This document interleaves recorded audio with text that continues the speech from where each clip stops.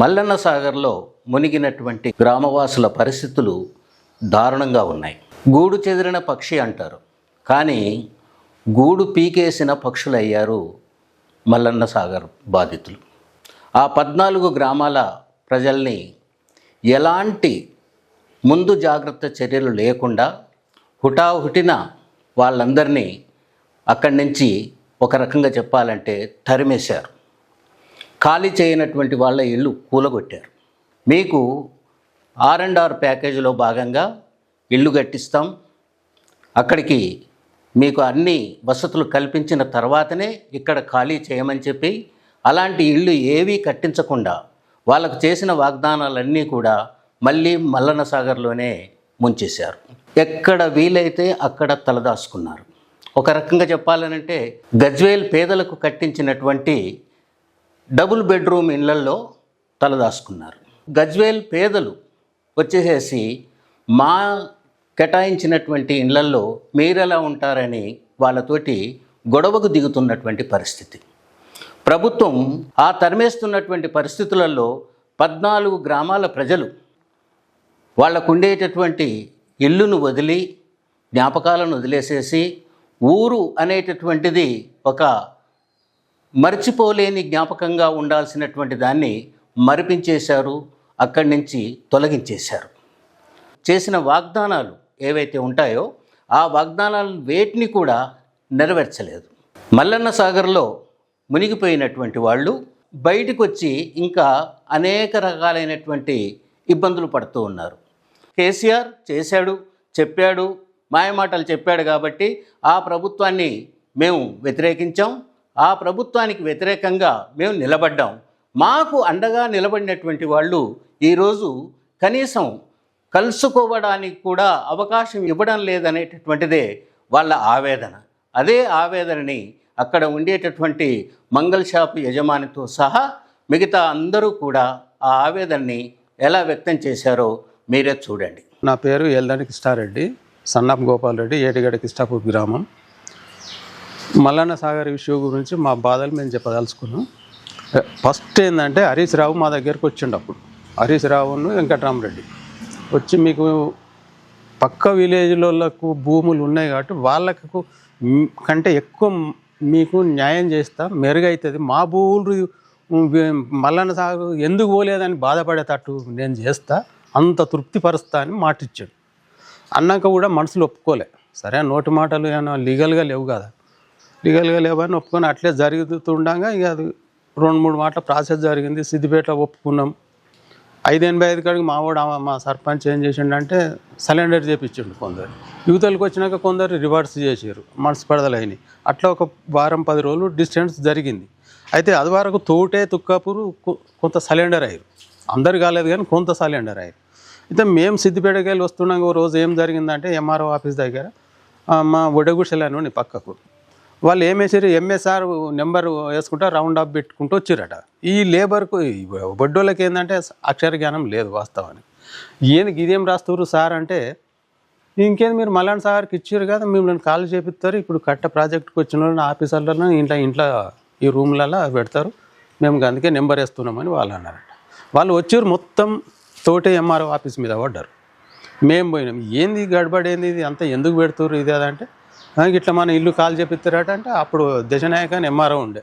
ఏం సార్ ఏదంటే, లేదు వాళ్ళు తప్పు నిర్ణయం మాట్లాడారు, అది కరెక్ట్ కాదు, మీకు అన్నీ అయినాకనే ఇప్పిస్తామని చెప్తాను. అప్పటి వరకు మేము ఇంకా మా ల్యాండ్ సరెండరే కాలేదు మేము. అయితే సరే ప్రాసెస్ జరుగుతుండగా మాది కూడా రోజంతా సిద్దిపేట RDO ఆఫీసులో ఇక పగడు దొంగలు పొదడు దొంగలు కొంతమంది మైనస్ చేసారు. గడికింత పోతురు పిలుచుకుంటాయి, రెవెన్యూ రికార్డ్స్ అక్కర్లేక. ఇక మేము 4 మాటలు తిరిగినాం, మినిస్టర్ దగ్గరికి పోయి మేము కూడా సరెండర్ అయినాం. తిరిగితే మాకు 6 లక్షల కాడికి ఇక తోటకి ఇచ్చిన రేటే మాకు ఆ 15,000, తోటకు 15 ఇచ్చిండు, తుక్కాపూరు 585 ఇచ్చాడు. ఇక మాకు కూడా 5-6 ఇచ్చిండు, ఒప్పుకున్నాడు. అయితే మేము కూడా ఊళ్ళోకి పిలిపించినాం. RDOని కానీ MRO కానీ ఊళ్ళోనే సంతకాలు అయినాయి, రిజిస్ట్రేషన్లు అయినాయి, అందరికీ ల్యాండ్ ఉన్న కాడికి వచ్చినాయి. ఈ మేము మాట్లాడింది ఫస్ట్ ఏంటంటే, ల్యాండ్ అసైన్మెంట్ ల్యాండ్ కానీ పట్టా కానీ అన్నిటికీ ఒకటే రేటు మేము అడిగినాం, ఇస్తా అన్నాడు. ఫస్ట్ ఏం చేసిండ్రు వీళ్ళు, పట్టా ఉన్న ల్యాండ్ తీసుకున్నారు, ఒడిచిపోయింది. అది నాకు నువ్వు అమ్మినా నీకు నేను అమ్మినా డిస్ట్రిబ్యూట్ మీద ఊళ్ళో సెట్ చేసినాం, అయిపోయింది. అసైన్మెంట్ ల్యాండ్కి వచ్చే వరకు ఏబిసిడీలు పెట్టారు 4. ఏబిసి ఇదేం సార్ అప్పుడు మీరు ఈ మాట్లాడుతారు, ఇప్పుడు ఏబిసిడీలు పెట్టారు అంటే అవునా, ఇక అది ఈయన దొరుకుతాడా సార్? దొరకడా? ప్రతిసారికి మినిస్టర్ దగ్గరికి ఏడవగలుగుతాం? ఈడ ఆర్డీఓ మరి ఇది కాదా ఏబిసిడీలు పెట్టారు, అది గుండ్లు ఉన్నది, ఇది బండ్లు ఉన్నది, ఆడ బావి లేదు. బోరు బావి అచ్చకట్టి ఉన్న పొలానికి అయితేనే ఆరిస్తాం. తతిమై 4, 3, 2 దాకా ఇచ్చారు. ఇట్లా అందులో అసైన్మెంట్ ల్యాండ్లో కూడా అన్యాయం చేశారు. అంటే నాకు లేకపోవచ్చు కానీ ఉన్నోళ్ళకైతే అన్యాయం జరిగింది. అయితే ఏంది, ఈ అసైన్మెంట్ ల్యాండ్లల్లో రికార్డులు చక్కలేవు. కబ్జా మీద ఉన్నారు కానీ రికార్డులు చక్కలేవు. అప్పుడు వైఎస్ రాజశేఖర రెడ్డి ఇచ్చిండు, అప్పుడు పరిపాలన ఉన్నప్పుడు సర్టిఫికెట్లు ఇచ్చిండు. కొందరు కాస్ట్ చేసిరు, కొందరు చేయలే. అయితే ఏమైంది, ఈ రెవెన్యూ రికార్డులు తప్పులు చేయంగా ఈ ఎంఆర్ఓలు ఆర్ఐలు అని వీడు ఎంసీలను తోలుకుపోవాలి, సర్వే చేయాలి, పట్ట ఎవడు ముందు పోతే వాడు గడ్డపడ్డాడు. వాస్తవంగా నాది ఏడిపోతే నేను కబ్జా మీద ఉన్నా అంటే వాడు బలైంది, రికార్డు లేదు కదా, అట్లా బలయ్యారు. కొందరు ఏడ్చిరు, చచ్చిపోయారు, మత్తుకున్నారు. అట్లా ఇప్పుడు 18+ వాళ్ళు, సీనియర్ సిటిజన్లు, ఇప్పుడు కొంతమంది ఇండ్లకు చెక్కులు వచ్చి వాపసు పోయినాయి అంటే ఇది వరకు రాలే, తక్కువ వచ్చినాయి అని మరగొట్టిండ్రు. ఆ చెక్కులు ఏడపోయినాయో ఇప్పుడు ఎవరిని అడిగానో, అది ఎవడు దేవులాడానో ఎవరు లేడు. అప్పుడు ఆఫీసర్లు అంతా ట్రాన్స్ఫర్ అయ్యారు. ఇక చూడంగా ఇప్పటిదాకా ఆడిని కొన్ని ప్లాట్లు వచ్చినాయి. కానీ ఇప్పటికి కూడా ఒక దగ్గర మళ్ళీ నీకు ఎంత లేనా మళ్ళీ ఒక 50 ఎకరాలు అయితేనే ఈ మల్లన్న సాగర్ పెట్టు మొత్తానికి ఈ 18+ వాళ్ళు కానీ సీనియర్ సిటిజన్లకు కానీ వాళ్ళు ఇస్తామన్న మాట ప్రకారంగా అయితే ప్లాట్లు కావాలి. ఇంకా 50 నుంచి 60-70 ఎకరాలు అయితేనే సరిపోతాయి మా అందాద గట్ల. మాకు అన్యాయం చేసింది ఏంటంటే హరీష్ రావు, వెంకటరామరెడ్డి ఇద్దరు. కేసీఆర్ వాళ్ళకు మా రిపోర్ట్ పోయింది ఆయనకు కూడా. ఒకటి ఏమన్నాడట, మాకంటే వయసు మాకేం తెలిసిందంటే 8 నుంచి 10 దాకా ఏంటి వాళ్ళని ఎందుకు ఇబ్బంది పెడతారు అంటే, మేము సెట్ చేసిన నువ్వు సప్లై చేయక సార్ అన్నారు. ఆయన 8 నుంచి 10 ఇవ్వమంటే వీళ్ళు 6 కాడికి సెట్ చేశారు. మీద ఏం చెప్తాం, బయట పోతే ఇవాళ 50,000, 50 లక్షలు, 60 లక్షలు ఒక ఎకరం భూమి. ఓకే, ఇప్పుడు నాకు 10 ఎకరాలు ఉండవు, నా వచ్చిన 10 పెడితే 1 ఎకరం భూమి కూడా రాదు, ఎటుపోవాలి. సరే మాకు ఇటు ప్లస్ ఇచ్చింది నెగిటివ్. ఇప్పుడు అన్ని ఊళ్ళోకి ఇప్పుడు మాకు ఇటు ఇచ్చింది. మాకు ఏమైనా 1 ఎకరమో 2 ఎకరాలు ఉంటే ఏనో 25, 30, 50 కిలోమీటర్లకు ఉన్నాం. మేము ఏం చేసుకొని బతకాలి? మా పిల్లలు ఇటుకెళ్ళి అడుగు ట్రాన్స్పోర్ట్ చేసి వ్యవసాయం చేసి బతుకుతారా? మొత్తం మల్లన్న సాగర్ కానీ కొండపోచమ్మ కానీ ప్రాజెక్టులలో పోయిన ఊళ్ళకు ప్రభుత్వం నిండా ముంచింది. టీఆర్ఎస్ ప్రభుత్వం కానీ కాంగ్రెస్ ప్రభుత్వం కానీ వీళ్ళు చేసే వ్యవహారాలు ఏంటంటే రాజకీయ నాయకులు చేసేది ఇదే. సామాన్య మానవుని మళ్ళీ ఏడుంచడంలో గానే అవుతుంది. ఇప్పుడు లాస్ట్ కొత్త ఏంటంటే ప్రతిదీ వెనకలు పెద్దలు చిన్నలో తాతల తండ్రులు సంపాదించిన ఆస్తి మా ఊళ్ళో మేమే ఉంటే ఇక అట్లనే చిన్నగానో పెద్దనో కైకిలో కూలో వ్యవసాయం చేసుకున్న వాడు చేతికింద 2 కైకిలు పోయినా పోతుంది. ఇప్పుడు మేము కైకిలు పోయేటట్లేదు, వానికి మేము చూపించేటట్లేదు. ఏడికి పోవాలి కైకిలు? మా భూములు ఏడున్నాయని మేము ఎక్కడికి పోవాలి? ఇల్లు ఉన్నది అప్పుడు. సరే మంచిగా చూడడం ఇంత ప్రభుత్వం ఇచ్చిందే తీసుకున్నాం. దీనికి కూడా మళ్ళీ 10 లక్షలు పెడితేనే ఏంటి ఇప్పుడు వచ్చి ఇట్లా కూర్చుంటే తట్టున్నది. అప్పుడు ఉట్టిగానే పీకినాయి. మేము రాగానే ఏం చేసిన వాడు షిఫ్ట్ చేయంగానే ఇంత చిన్నదో సామాను, ఇంత ఉప్పు పప్పు బియ్యపు సంచులు మొత్తం తడిచిపోయినాయి. పెద్దవాన కొట్టంగానే అంత చక్కగా టేరీ ఇల్లు అండి. అప్పుడు మునిగిపోయిన వాళ్ళకి ఏదైనా డెవలప్ చూపి కంపెనీ పెట్టి యూత్ పోరగాన్ల కన్నా ఏదైనా కంపెనీ పెట్టి జీవనోపాధి చూపియన్నా వద్దా? రోడ్డు మీద ఏం చేయాలి? వాడు ఇప్పుడు అంతా ఇక దొంగతనాలకు అలవాటు పడుతారు. అప్పుడు కూర్చుంటే అన్ని అలవాట్లు చెడ్డ అలవాట్లు వస్తాయి. నీకు పని ఉంటే ఏ అలవాటు ఉండదు, పని లేకపోతే అన్ని ఆలోచనలు వస్తాయి. అన్ని ఆలోచనలు వచ్చి రాంగ్ రూట్లో పోతారు. ఇక మాకు చేసిన కేసీఆర్ టీఆర్ఎస్ ప్రభుత్వం చేసింది ఈ వ్యవహారానికి దిగదార్చింది.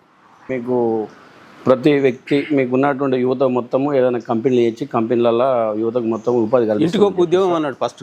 రెండవది ఏమన్నాడు అంటే మెదక్ జిల్లాలో ఉమ్మడి మెదక్ జిల్లాలో ఉన్నటువంటి సబ్సిడీలు అన్నీ ఆపి కార్పొరేషన్ల ద్వారా డీసీఎంలు కానీ ఆటోలు కానీ ఇంకేదన్నా ఉపాధికి సంబంధించినటువంటి అందరికీ కార్పొరేషన్లు అన్నీ ఆ జిల్లాలో ఉన్నటువంటి అన్ని అంతటా ఆపేసి మీ ముంపు గ్రామాలకు మేము అందరికీ ఇస్తామని చెప్పింది సార్. అప్పుడు హరీష్ రావు చెప్పిండు, రామరెడ్డి చెప్పిండు, వీళ్ళందరూ మీటింగ్ పెట్టి చెప్పారు. అంతకుముందుకే మేము ఇవన్నీ కూడా కొన్ని నమ్మలేదు సార్. తర్వాత ఏంటంటే ఎట్లాగా అయిపోతుంది కాబట్టి ఇక వీళ్ళు మనెంబడి పడ్డారు, ఇక పోతాయని చెప్పేసి భూములు రాసేసింది. మళ్ళీ ఒకటి ఏం చెప్పారు, ఫిషరీస్ దాంట్లో మీకు ప్రతి ఒక్కరికి ఉపాధి ఉంటుంది. ఆ ప్రాజెక్ట్లో ఉన్నటువంటి చేపల వ్యాపారం ఉంటుంది. అది అవన్నీ అమ్మేసిన తర్వాత మీకు కార్డు ఇస్తాము. కార్డు ఇస్తే మీకు ఉపాధి లేక మీకు పెన్షన్ లేక వస్తుంది, ప్రతి కుటుంబానికి ఇంత ఉపాధి కల్పిస్తారని చెప్పేసి ఆ మాటలు చెప్పారు సార్. ఇవన్నీ మాయమాటలు చెప్పేసి మమ్మల్ని అందరినీ నిండా ముంచారు. కొంతమంది రాజకీయ లబ్ధిదారుని వాళ్ళని తీసుకొని కోవాట్లుగా తీసుకొని మా కొంపలు అన్నీ ముంచేసారు.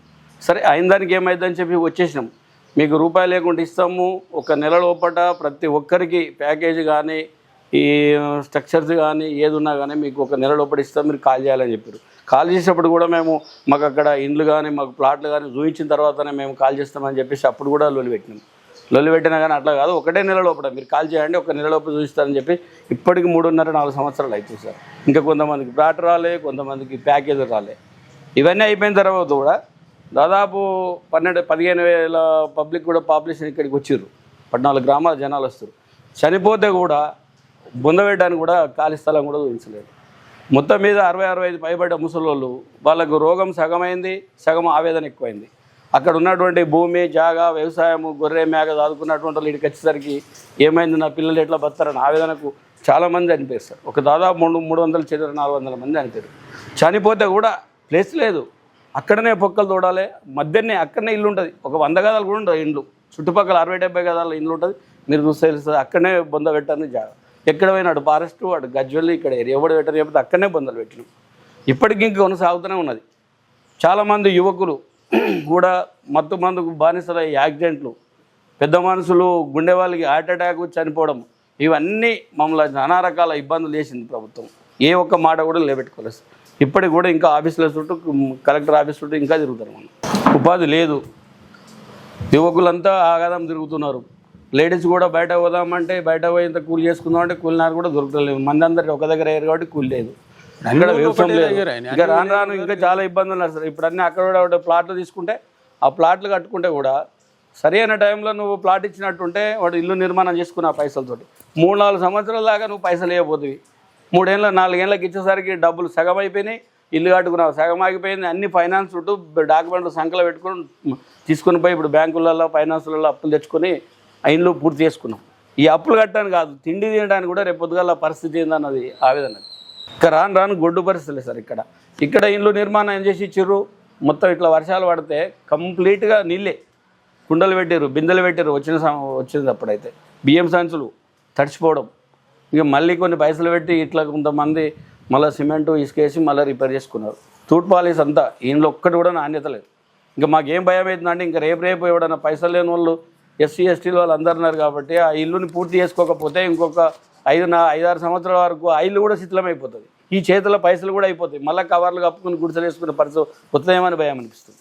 అది మోసం జరిగింది సార్. మాకు వెంకటరామరెడ్డి, హరీష్ రావు వీళ్ళు బాగా మోసం చేశారు. మాకు వెంకటరామరెడ్డి మొన్న చెప్తుండే కదా, మీ ఊళ్ళోకి వచ్చి పడుకొని మీతోటి మెప్పించి ఒప్పించి మీకందరికి మీతోటి కలిసి భోజనం చేసి మిమ్మల్ని ఒప్పించిండట కదా. ఏం ఒప్పించాడు సార్? బలవంతంగా ఒప్పించాడు. ఎవరిని ఒప్పించిండు? కొంతమంది రాజకీయ లబ్ధి కోసం బ్రోకర్లుగా తయారయ్యి ఆ బ్రోకర్లను పట్టుకొని వాళ్ళని ఎవరైతే జనాలు వింటారో వాళ్ళని పట్టుకొని వాళ్ళకు లబ్ధి చేకూర్చుకుంటూ మమ్మల్ని అందరి మోసం చెప్పి. ఇప్పుడు వెంకటరామరెడ్డి మొన్న ఎంపీ ఎలక్షన్లో నిలబడ్డప్పుడు ఏమన్నాడా, నువ్వు సిద్దిపేటలో యాక్సిడెంట్ అయితే 2 గంటలకు ఫోన్ వస్తే పోయి సెట్ చేసిన ఆ పిల్లని బతికిచ్చిన, నేను ప్రజలకు అంతా సాయం చేస్తా అన్నాడు. సరే చెయ్యంగా మేము వద్దంటలేము, మంచి పనే చేసినాం. మా దగ్గర ఒక పెద్ద మనిషి వేములగట్ల ఆయనకి ఇల్లు రాలేదు. ఇల్లు రాకపోతే వీడికి వచ్చినాక అదే పాతిళ్ళు కట్టెలు అన్నీ కూలగొట్టిండ్రు. అవే ఇల్లు కట్టెలు తీసి కాడు వేడుచుకొని సజీవంగా కాలి చచ్చిపోయినాడేమో రాలే. తూటుకూర మల్లారెడ్డి సార్, తూటుకూర మల్లారెడ్డి అంటారు. సజీవంగా చచ్చిపోయిండు ఆయన. కట్టెలు 1 గంట రాత్రికి మేలుకు వస్తే ఎవడో ఫోన్ చేస్తే పక్కకు ఫోన్ పెట్టుకొని పంటే నువ్వు గంత కదలిక మీద ఈడ సజీవంగా కట్టెలు పేర్చుకొని కాలిపోతేనేమో రాలే. అంటే మాటలు చెప్పుడు మస్తుగా ఉంటాయి సార్. మీటింగ్లలో పెద్ద మనుషులు ఎదురేం మాట్లాడతాం, వాడు 1000 జనం ఉంటాం, మనం ఏదో మూలకు ఉంటాం, వింటాం కానీ ఏం చేస్తామాడ. అంటే మన తీర్పు కూడా అట్లే ఇచ్చారు. వెంకటరామరెడ్డికి సరైన తీర్పు ఇచ్చారు జనాలు, కానీ చెప్పుడుకు చేతలకు చాలా దూరం ఉన్నది. 5 లీటర్ల డీజిల్ తెచ్చుకొని కట్టంతా వేర్చుకొని పెట్రోల్ తెచ్చుకొని అందులోనే పండుకొని కాళ్ళు కట్టేసుకున్నాడు. పెట్రోల్ పోసుకొని అగ్గిపుల్లకి కొంచెం ఇప్పుడు మళ్ళీ ఏమైనా మంటకు బయటకు పోతానేమో అని కట్టేసుకున్నాడు. అట్లా చచ్చిపోయాడు. అంత బాధతో చచ్చిపోయిన వాడికి నువ్వు ఇప్పటికి ఇల్లు లేదు ఆయనకు. ఆయన పేరు మీద ఆయన వారసులు కానీ ఇయ్యనవద్దా? ఆయన కుటుంబానికి ఆయన కొడుకులు లేరు, బిడ్డలు కానీ ఇయ్యనవద్దా? ఇప్పటికి లేదు ఆయనకు. అంటే ప్రభుత్వం అట్లా న్యాయం చేస్తుంది. మన తెలంగాణ కావాలని అందరం కొట్లాడినాం. మరి నీ ఇంట్లో ఎవరైనా చచ్చిరా?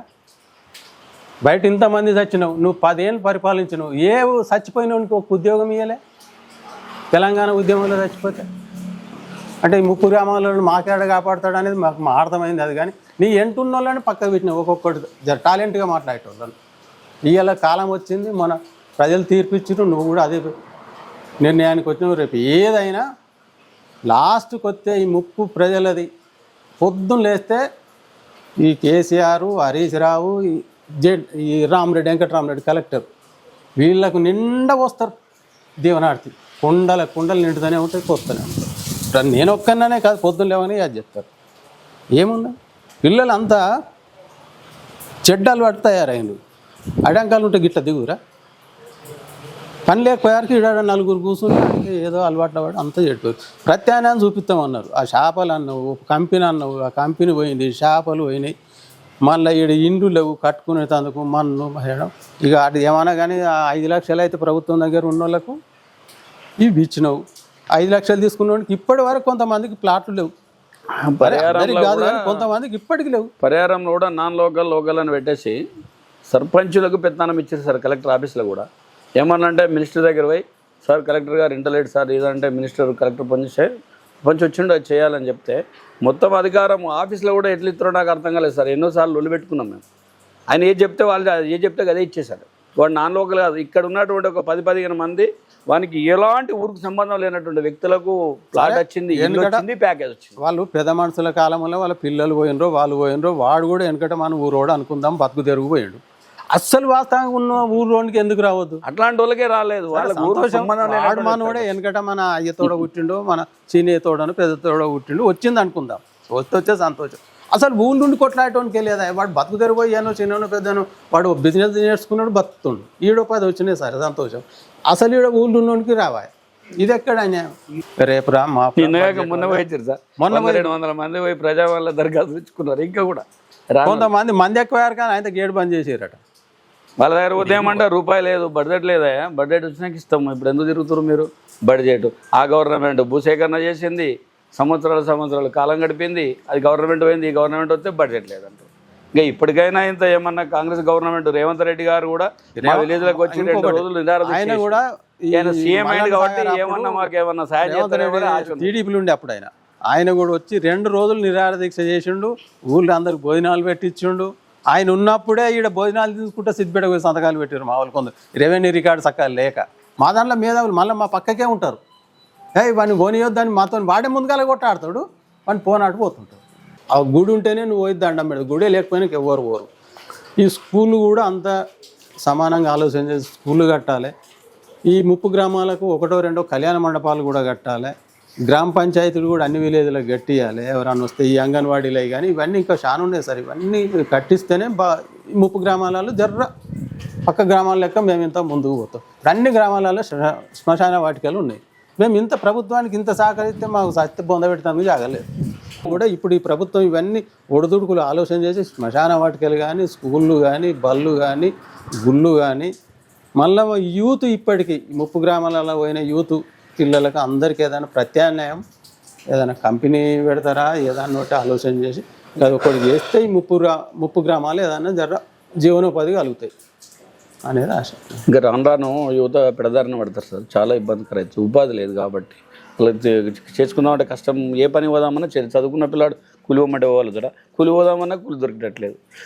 లోకల్ సార్, లోకల్ రాజకీయం సార్, ఇది లోకల్ రాజకీయం. ఇప్పటికి రాలేదు సార్ తేడాలు పెట్టుడు లోకల్. ఇప్పుడు ఇట్లా చాలా మంది ఉన్నాయి అట్లా ఇప్పటికి చెక్కులు రాలే. చెక్కులు బ్యాంకులు వేసినాక ఫెయిల్ అయినాయి వీళ్ళు. మా అన్నది ఇల్లు 12 లక్షలు చెక్ వచ్చింది, వస్తే అకౌంట్లో పైసలు పడి, ఇల్లు పైసలు ఎందుకు పడే సార్? పోనీ ఇవ్వంటే సరే, ఇంకేమన్నా కాలిపోయి ఇంకా తీర్చాలి అనుకుందాం. ఇంటి పైసలు పడే చెక్కు, ఇదేమీ అన్యాయం సార్. ఇక మళ్ళీ న్యాయం చేసినామంటారు. మీకు అన్ని విధాలా న్యాయం చేసినాం. ఇంటి చెక్ ఎందుకు ఇవ్వ? ఇల్లుకు 12 లక్షలు వచ్చిన చెక్కు మొన్న తిరగంగా ఒక ఏడాది కింద వచ్చింది. మొన్న అది బై ఎలక్షన్ అయింది, రఘునందనరావు ఎమ్మెల్యే గెలిచిండు. అప్పుడు ఇదే ఇంకా హనుమంతరెడ్డి ఆర్డీఓ ఉన్నప్పుడు ఇవి వచ్చినాయి ఆ చెక్కులు అంటే, అదే పాతది అదే 12 లక్షల చెక్కు వచ్చింది తీసుకుపోమని చెప్తారు.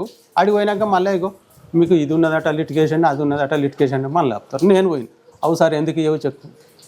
ఇయ్యంటే ఇయ్య అని చెప్పు, ఏమున్నది దానికి కారణం చెప్పు, ఇయ్యకుంటే పోతుంది.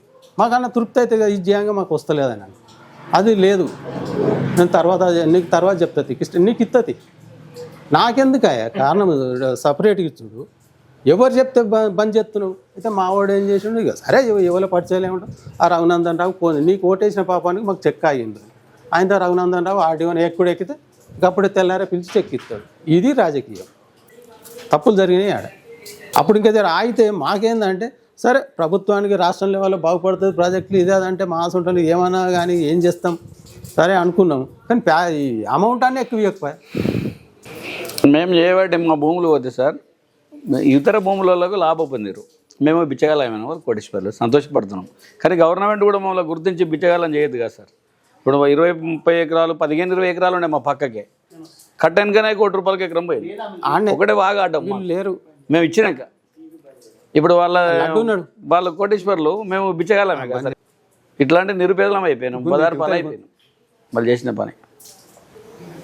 ఇప్పటికైనా ప్రభుత్వం గుర్తించి మాకు వచ్చేటువంటి పెండింగ్ పరిహారాలు ఏమన్నాయి అవన్నీ గుర్తింపు అవి వేసి ఇచ్చేసి ఒకసారి. తర్వాత రెండవది ఏంటంటే యువకులందరికీ ఉపాధి కల్పించాలి సార్. మూడవది ఏంటంటే మాకు ఫిషరీస్ దేని మీద ఏదన్నా చేసి మాకు హక్కులు కల్పిస్తాను అప్పుడు హామీ ఇచ్చింది గవర్నమెంట్. కానీ ఇప్పుడు కూడా గవర్నమెంట్ కల్పించుకొని మాకు ఎంతో కొంత ఇస్తే మాకు కొంచెం ఉపాధి లాగా ఉంటుంది. మీరు ప్రభుత్వం వచ్చినాక కూడా రుణమాఫీ అన్న చెప్పింది సార్. రుణమాఫీ చెప్తే మాకు 2016 భూసేకరణ జరిగింది. అప్పటికే మాకు బ్యాంకులలో అప్పులు స్టక్ అయిపోయినాయి. ఎందుకంటే మా భూములన్నీ ప్రభుత్వం రిజిస్ట్రేషన్ చేయించుకుంది కాబట్టి బ్యాంకు వాళ్ళు మేము కట్టినా మళ్ళీ మాకు వేయలేదు. అలాంటి మా అప్పులన్నీ బ్యాంకులు ఉండిపోయినాయి. ఇప్పుడు 2018 కట్ అప్డేట్ పెట్టిండు, 2018 నుంచి 23 అన్నాడు. మాది ఏ బంధు ₹1 మాఫీ జరగలేదు, ఎందుకంటే మా అక్కడికి ఆగిపోయింది. చెప్పుకుంటూ పోతే ఇవన్నీ మస్తుగా వెళ్తాయి సార్ ఓసారిగా అంటే ఎక్కువ. మొన్న ఒక లెటర్ ఇచ్చినాం సార్, మాకు ఎలాంటి షరతులు లేకుండా మాకు ఉన్నటువంటి రుణాలు మాఫీ చేయాలని చెప్పేసి సీఎం సలహాదారుడు వేం నరేందర్ రెడ్డి ఉన్నాడు కదా, డైరెక్ట్ ఒక లెటర్ తీసుకుపోయి లెటర్ ఇచ్చేసాం. ఎందుకంటే మాకు వర్తించదు కదా సార్. ఇప్పుడు ఇది 2018 నుంచి 23 అన్నాడు. అట్లాంటప్పుడు మరి 2016 మాకు స్టక్ అయిపోయినాయి, ముల్లి అయిపోయింది. మరి నోటీసులు పంపిస్తున్నాడు, ఏం రాదు. ఎన్నో నోటీసులు మా అందరికి వస్తున్నాయి, ఏమైనా మీరు కట్టారు ఇంకా కూడా మా భూములు అయినా కానీ ఇప్పటికి కూడా కొందరు చూడాలి. ఇప్పుడు మళ్ళీ సీఎం ఏం చేశాడు, 2018 నుంచి 23 వరకు మా యాదవారికే ఉండే ఏదైనా స్పెషల్ కొట్టేయాలి, మాఫీ చేయాలి. ఇంకోసారి కొంతమంది కట్టని వాళ్ళు ఉన్నారు, వద్దు కొందరు మేము కట్టినాం కొందరు ఏం కట్టని వాళ్ళే నోటీసులు వస్తున్నాయి. ఇప్పుడు సీఎం ఇప్పుడు ఇచ్చిన దానిలో మా వీళ్ళకి వర్తించదు కదా. ఇప్పటికి కూడా అనుకున్నది ఏంటంటే మాకు ఆ ఫిషరీస్ హక్కులు సాధించేంత వరకు కూడా మా 30 గ్రామాల పోరాటం ఇంకా కూడా అది కూడా ఇవ్వాలి. ఎందుకంటే మా భూములు సార్, మా భూములు మేము సరే ఎవడో ఎందుకు బతకాలి. వెనకడికి మన సెలరు కుంటలు ఉంటే ఊళ్ళకి ఇప్పుడు తెనుగోళ్ళ కానీ బెస్తోళ్ళ కానీ తుర్పాలు పట్టుకుందరు, ఈదులు ఉంటే గమలోళ్ళు తీసుకుందరు, గోళ్ళు ఉంటే మన శివాళ్ళ పొనం మేపుకుందరు, ఇట్లా కుల వృత్తి ప్రకారంగా. ఇప్పుడు ప్రాజెక్టు కట్టినవు అందులో ఫిష్ ఎవరికి పోతాయి సార్? అది ఇప్పుడు సస్పెన్స్లో పెట్టినావు, అది మళ్ళీ మాకు ఇవ్వన్న వద్దా అంటే మాకంటే మా భూములు పోయినాయి అప్పుడు మాకు ఇస్తా అని చెప్పినావు. ఆ మాట మీద సర్టిఫికేట్ ఇస్తే రేపు ఎవరో ఫ్యూచర్ బతకబుట్టినోడికి తులమో పొలమో ఏమన్నా వస్తుండొచ్చు. ఇవన్నీ రావాలనేది మా కోరిక. ఇప్పుడున్న ప్రస్తుతం ఉన్న సీఎం గారు కూడా మా బాధలు ఆయన 2 రోజులు వచ్చి నిరాహార దీక్ష చేసిండు. అక్కడ మా బాధలు కొద్దిగా గొప్ప ఆయనకు కూడా అర్థమై ఉంటుంది. ఇప్పటికైనా పోవంగా మిగిలిన బాధలు ఇప్పటికి కూడా మాకు ఒకసారి అపార్ట్మెంట్ ఇప్పిస్తే మా బాధలన్నీ ఆయనకు చెప్పుకొని ఏమైనా సాయం చేస్తాడని కోరుకుంటాం. మీ ద్వారానన్నా మాకు అపార్ట్మెంట్ ఇవ్వమని కోరుకుంటున్నాం.